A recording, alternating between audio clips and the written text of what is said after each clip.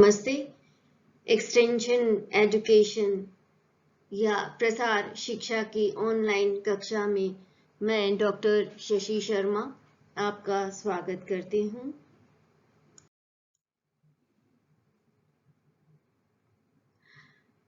आज हम जिस टॉपिक के बारे में चर्चा करेंगे वह है अभिप्रेरणा या मोटिवेशन। तो सबसे पहले हम जानते हैं कि अभिप्रेरणा क्या होती है या किसे कहते हैं। अभिप्रेरणा को मोटिवेशन कहा जाता है और किसी भी शिक्षण पद्धति में अभिप्रेरणा बहुत अधिक महत्व रखती है। व्यक्ति के प्रत्येक कार्य करने के पीछे कोई न कोई प्रेरक शक्ति या प्रेरणा कार्य करती है, जिससे वह अपने उद्देश्य को प्राप्त करने हेतु प्रयास करता है और कार्य को करने के लिए अग्रसर होता है। हिलगार्ड और एटकिंस ने इस अभिप्रेरणा के विषय में लिखा है, By a motive, we mean something that incites the organism to action or that sustains and gives direction to action once the organism has been aroused. इसका तात्पर्य यह है कि कोई भी ऑर्गेनिज्म या कोई भी व्यक्ति किसी कार्य को करने के लिए अग्रसर होता है या उसको करने के लिए प्रेरित होता है, तथा ना सिर्फ वह किसी कार्य को आरंभ करने के लिए प्रेरित होता है, बल्कि प्रेरणा उसे कार्य करते रहने के लिए भी जरूरी होती है और किस दिशा में उसे कार्य करना है यह निर्धारित करती है। अर्थात अभिप्रेरणा हमारी आंतरिक शक्ति है जो हमें आगे बढ़ने के लिए तब तक प्रेरित करती है जब तक कि हम अपने उद्देश्य को प्राप्त न कर लें।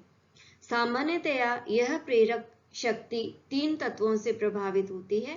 पहला आवश्यकता, दूसरा अंतर्नोद और तीसरा प्रोत्साहन। कोई भी व्यक्ति सर्वप्रथम जब किसी आवश्यकता को महसूस करता है तो उसकी प्राप्ति हेतु उद्देश्य निर्धारित करता है और प्रयास शुरू करता है उसको प्राप्त करने के लिए। सबसे पहले हम उद्देश्य निर्धारित करने हेतु मानसिक क्रिया से गुजरते हैं और उद्देश्य प्राप्ति के क्रम में हम कई तरह की परेशानियों और मुश्किलों से गुजरते हैं, जिसे अंतर्नोद या ड्राइव कहा जाता है। विभिन्न अंतर्नोद कार्य व उद्देश्य की प्राप्ति के साथ ही नष्ट हो जाते हैं और व्यक्ति अपने उद्देश्य की प्राप्ति के मार्ग में अग्रसर होता रहता है और आगे बढ़ता रहता है। उसके बाद वह बड़े बड़े उद्देश्य निर्धारित करता है और जैसे ही एक उद्देश्य की प्राप्ति होती है उसे अभिप्रेरणा मिलती है, वह प्रेरित होता है और नए उद्देश्य निर्धारित करता है और आगे बढ़ता है और इस प्रकार से अभिप्रेरणा उसके जीवन में आगे से आगे बढ़ने के लिए उकसाती रहती है।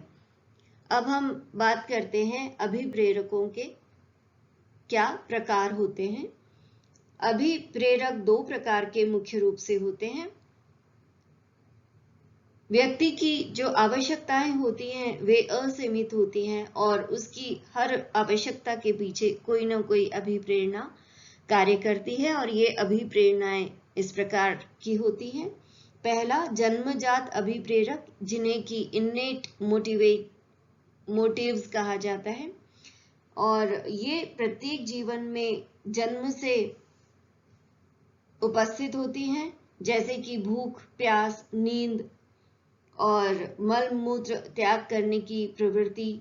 ये सब हर जीव में जन्म से ही होती है और जिन पर किसी का नियंत्रण अधिक देर तक नहीं रहता। ये अभिप्रेरक तनाव उत्पन्न करते हैं, जिसे व्यक्ति शीघ्रातिशीघ्र इनकी पूर्ति चाहता है और प्रोत्साहित होकर इसके लिए क्रिया करता है। अंततः वह अपने लक्ष्य की पूर्ति करने में सफल हो जाता है। तो जन्मजात अभिप्रेरकों के लिए हमारी जो बेसिक नीड्स हैं या जो हमारी मूलभूत आवश्यकताएं हैं उन्हें पूरा करने के लिए काम में लिया जाता है, जैसे कि रोटी, कपड़ा और मकान। हर व्यक्ति चाहता है कि उसको भरपेट भोजन मिले और पहनने को वस्त्र हों पर्याप्त मात्रा में, जो कि उसको सर्दी और गर्मी या वातावरणीय जो परिवर्तन है उनसे बचा सके। इसके अलावा उसके पास में एक घर हो रहने के लिए जो उसे सुरक्षा प्रदान कर सके। यह आधारभूत आवश्यकताएं हैं जिन्हें प्राप्त करना हर व्यक्ति का उद्देश्य होता है, क्योंकि इनके बिना जीवन व्यतीत करना संभव नहीं हो पाता। इसके बाद में दूसरे प्रकार के अभिप्रेरक आते हैं, वे हैं उपार्जित अभिप्रेरक।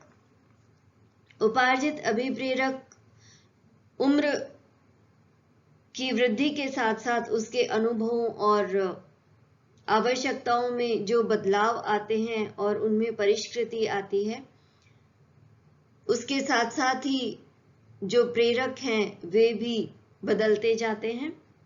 ये अभिप्रेरक दो प्रकार के होते हैं, वैयक्तिक तथा सामाजिक।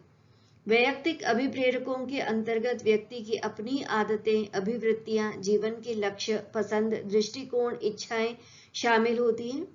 जैसे कि किसी व्यक्ति को आर्टिस्ट बनना है, किसी व्यक्ति को डांसर बनना है, किसी व्यक्ति को बहुत बड़ा अफसर बनना है, किसी को टीचर बनना है। तो ये सारी की सारी चीजें वैयक्तिक अभिप्रेरकों के अंतर्गत शामिल होती हैं। जबकि सामाजिक अभिप्रेरकों के अंतर्गत स्वाग्रह, सामुदायिक भावनाएं, प्रवृत्ति, विरोध, संग्रह प्रवृत्ति एवं उपलब्धियां आदि आते हैं।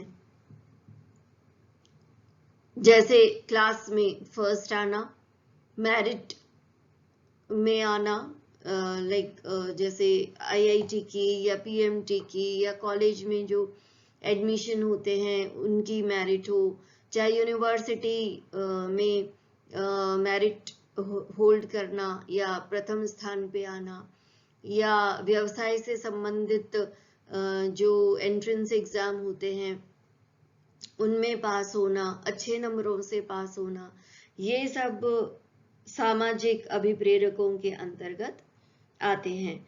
अभिप्रेरक हमारे व्यक्तित्व का एक बहुत महत्वपूर्ण हिस्सा होते हैं, अतः प्रसार शिक्षा की सफलता के लिए भी अभिप्रेरक अहम होते हैं, क्योंकि प्रसार शिक्षा का उद्देश्य व्यक्तियों की आधारीय एवं सामाजिक जरूरतों को पूरा करना होता है। अतः प्रसार कार्यकर्ता को ग्रामीणों की प्रवृत्तियों को समझना और उनकी अभिवृत्तियों को प्रसार कार्यक्रम में स्थान देना आवश्यक है। लेकिन यह बात ध्यान रखना अत्यंत आवश्यक है कि सकारात्मक अभिवृत्तियां ही व्यक्ति के विकास एवं प्रसार कार्यक्रम को सफलता के शिखर पर ले जाती हैं। अतः ग्रामीणों की अभिवृत्तियों को जानना प्रसार कार्यकर्ता के लिए अत्यंत आवश्यक है, क्योंकि इन्हें जाने बगैर लोगों की सोच एवं जीवन पद्धति में स्थायी बदलाव लाना असंभव होता है। अब हम बात करते हैं अधिगम की। अधिगम माने लर्निंग। लर्निंग को हम इस प्रकार से परिभाषित कर सकते हैं, अनुभव द्वारा व्यवहार में रूपांतर लाना ही सीखना या अधिगम है, अथवा जिसे लर्निंग कहा जाता है। जन्म के तुरंत बाद से बच्चा सीखना आरंभ कर लेता है और सीखने की क्रिया जीवन पर्यंत चलती रहती है। जीवन के जो पूर्व अनुभव होते हैं वे व्यक्ति को आगे बढ़ने में सहायता करते हैं और इन्हीं पूर्व अनुभवों से लाभ उठाना अधिगम या सीखना कहलाता है।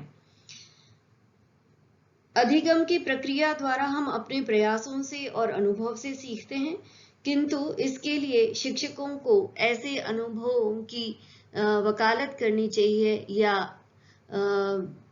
लोगों को ऐसे अनुभवों को अर्जित करने के लिए प्रेरित करना चाहिए जो कि उनमें सकारात्मक रूप से सीखने की प्रक्रिया का विकास करें या सीखने की आकांक्षा का विकास करें, ना कि वे नकारात्मक हों। अधिगम हेतु व्यक्ति का सजग रहना और वातावरण के प्रति प्रतिक्रिया व्यक्त करना अत्यंत आवश्यक है। यदि व्यक्ति उदासीन बना रहेगा और वातावरण में प्रतिक्रिया नहीं करेगा या उसका इंटरैक्शन नहीं होगा तो सीखने की क्रिया नहीं हो पाएगी। हम अब चर्चा करते हैं कि लर्निंग के प्रिंसिपल्स क्या क्या हैं या अधिगम के कौन कौन से सिद्धांत हैं। विभिन्न मनोवैज्ञानिकों ने सीखने के सिद्धांतों को अपनी अपनी तरह से प्रतिपादित किया है और यहाँ हम चर्चा करेंगे थॉर्नडाइक के द्वारा दिए गए सिद्धांतों के बारे में। और इन्होंने जो सिद्धांत दिए हैं वे इस प्रकार के हैं। पहला, तत्परता का नियम या लॉ ऑफ रेडीनेस। प्रत्येक व्यक्ति को सीखने की अपनी क्षमता और इच्छा होती है।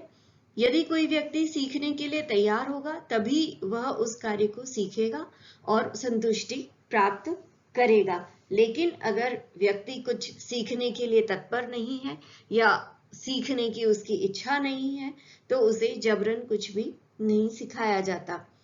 प्रायः व्यक्ति उस कार्य को जल्दी सीखना चाहता है जो कि उसको लगता है कि उसके लिए बहुत फायदे का है या उसको उससे लाभ होने वाला है, और अगर वह उन लाभों को भली भांति देख पाता है या पूर्व में उनका अनुमान लगा पाता है तो वह सीखने के लिए तत्पर होगा, अन्यथा वह सीखने में रुचि नहीं लेगा।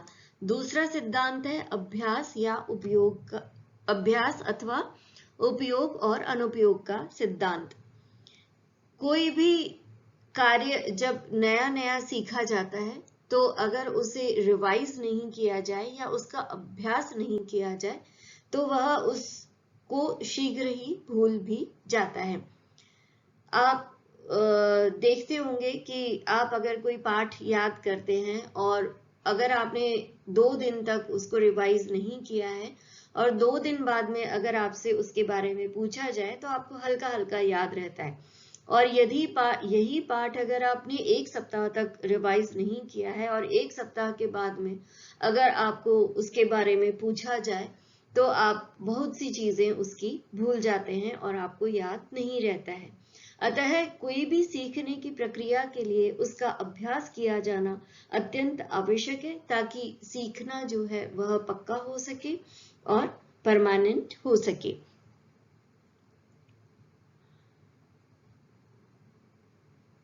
तीसरा नियम है प्रभाव का नियम।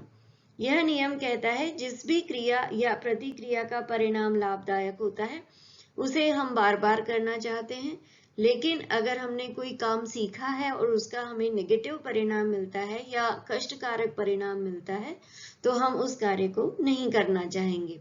अगर किसी किए गए कार्य का परिणाम संतोषप्रद होता है तो उससे हमें मोटिवेशन मिलता है और वे कार्य आसानी से सीखे जा सकते हैं।